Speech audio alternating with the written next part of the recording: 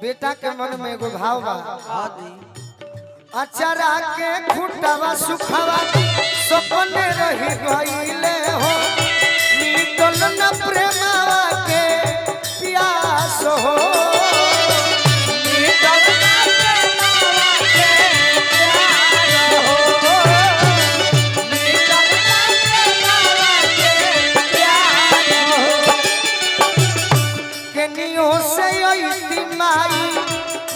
कही बोलती लगले रही गईले आस हो, लगले रही गईले आस हो, लगले रही गईले आस हो।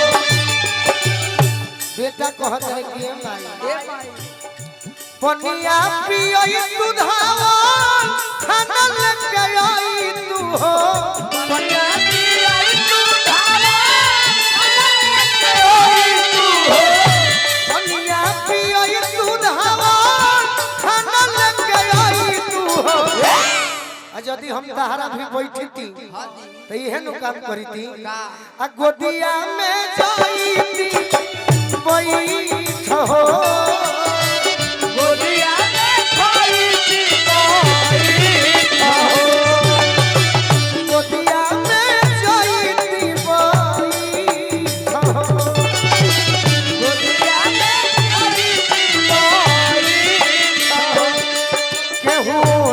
चुकी ना दूधवा के करजा माई के, केहू से चुकी ना दूधवा के करजा माई के। एक जन्म का साथ जन्म ले सुनियो नहीं दियाई, केहू से चुकी ना दूधवा के करजा माई के, केहू से चुकी ना दूधवा के करजा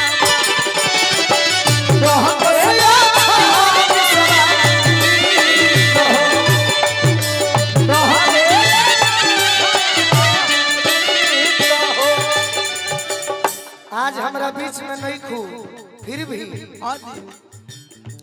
आज जो सबसे खास बारू दूर रही के पास बारू, साथ बाटे तोहर आशीर्वाद हो, साथ बाटे तोहर आशीर्वाद हो, साथ बाटे तोहर आशीर्वाद हो।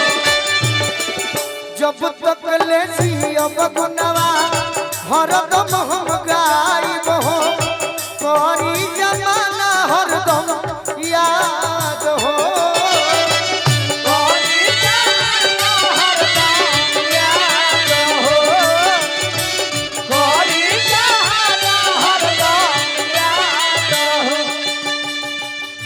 जखमी जितेंद्र नमन करी है गोलू राजा हो,